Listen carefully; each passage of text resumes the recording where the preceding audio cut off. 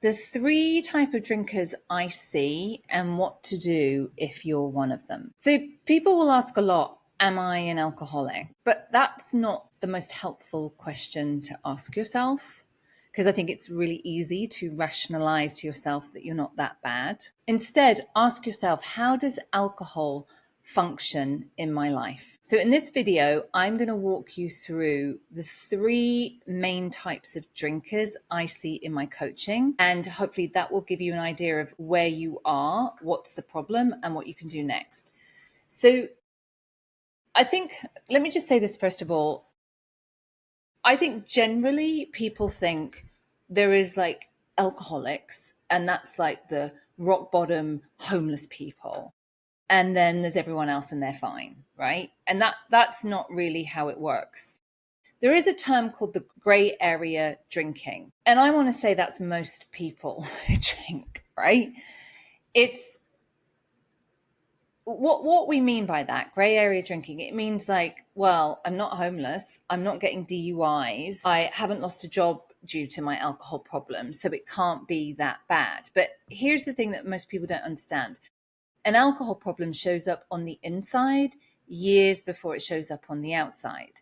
So by that, I mean, when it shows up on the outside, it shows up in your behavior. And that's the DUIs, the falling over drunk and getting a black eye. You got fired from another job, right? People can see that you have a problem. When it shows up on the inside, which is probably the defining characteristic of a gray area drinker, it shows up in how you feel. So it shows up in feelings like shame, guilt, self-loathing, fear, resentment, anxiety. It shows up in your thoughts, like arguing with yourself that you don't want to drink. Should you drink? How much are you going to drink? Do other people notice that you're drinking, right? And all of that is happening inside of you, and you can mask it so nobody sees it, right? So your drinking looks normal for your peer group or your social situation, right? As long as gray area drinking is about, as long as on the outside it looks fine, you've got a job and a car and you pick your kids up from school, then your drinking can't be that bad. But I'm going to tell you, everybody can get to the bit where it's out of control. It might take you 5 years, it might take you 50 years, but it's a progressive condition. So gray area drinkers, it's all happening on the inside in your thoughts and feelings, which you can mask from other people. And nearly everybody else would look at your drinking and go, that's fine, it's normal, right? I have clients who drink every day and they are like really senior professionals and they make a lot of money and their kids went to university and they drink a bottle or 2 bottles of wine every single night, and it's very expensive wine and blah, blah, blah, right?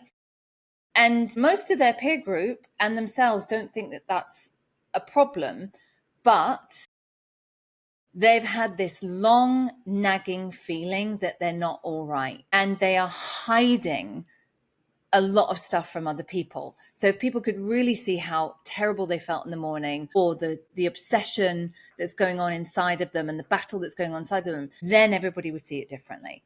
So that's grey area drinking. High bottom drinker, that was me, right? I did get sober when I was 27. I was very lucky.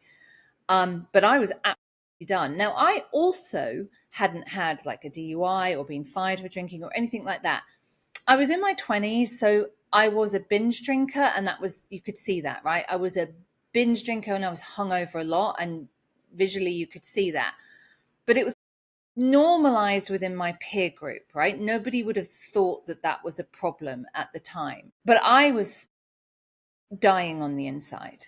Like I was crawling through my life. I felt desperate, like desperation, fear, acute loneliness. That's how I felt most of the time. And alcohol relieved those feelings. So let me just clarify what I mean by rock bottom. Like rock bottom is like people, we used to think people have to get to this rock bottom, which is basically a painful place in order to stop drinking. There's some truth to that, right? Because what motivates people more is actually pain. It's the pain of your drinking. And my drinking was extremely painful, except I didn't really think it was my drinking so much at the time. I just knew my experience of life was really painful, and drinking provided some escape from that. I didn't put two and two together. So I would definitely tell you that, like, I had lots of consequences for my drinking, and I definitely should have been in a better stage of my life when I stopped drinking, but it was still a high bottom, right? I still had my health. I didn't blow up my career, or, I hadn't had kids or anything like that. I didn't blow up my life in those ways. So it was a high bottom in that respect, but I was desperate, hanging on by my fingernails, wanting, just not knowing how to live. And it was alcohol. You have to start there, right? You can't drink and fix your life and think then the drinking will be better. You have to stop drinking and then fix what's wrong in your life, which is not other people or situations or circumstances, by the way. It's your emotions and feelings. Those are the things that need to be resolved for you to feel okay and not want alcohol. So the third person I see is the daily dependent drinker. And that's the chronic stage of alcoholism, right? That's somebody who would go into withdrawal if they didn't drink alcohol.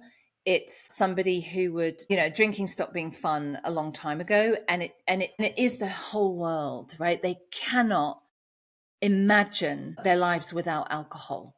Alcohol has just sucked up everything. Their relationships, their health, everything. Now, good news is I have seen and worked with people in this chronic stage. I have seen people turn their lives around. Please know, especially if you know someone who's like that, or if it's you, and please check the resources below if you want to stop and get help. It is totally possible to stop drinking when you're in this stage, get your health back, get your life back, transform. I've seen it multiple times. So it is definitely not hopeless. And sometimes when people are in that stage, it is sometimes to get easier to get help, right? Because everybody can see it's bad. So getting into a treatment center or getting, an emergency detox or seeing a therapist, like, everyone can see that this is bad now and it needs to stop. So sometimes there's some urgency, and people are not going to rationalize or argue with you like, oh, maybe you just need to cut back or something like that. So, and that is the point, by the way, that you're definitely going to need a medical detox. If you're physically dependent, you're definitely going to need a medical detox. So those are generally the three types of drinkers I see, but the ones I see the most of is the gray area drinker.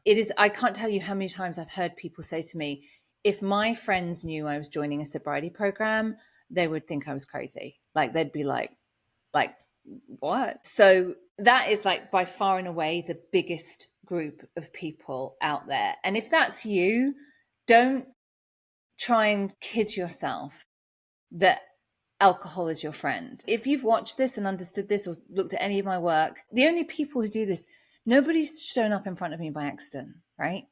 You've watched this far for a reason. Don't kid yourself that next time it's going to be different, that next time it's going to be okay.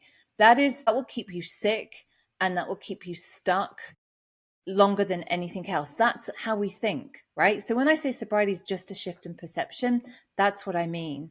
We gotta change this perception where we think, oh, this time it will be drinking. Because what a lot of us are doing with our drinking is when we drink, we think next time will be different, right? This weekend will be different. It'll be like how it was at the beginning. So many of us are trying to drink to get back to how it was in the beginning. And mate, that ship has sailed. I'm sorry. Let me know what you think in the comments below.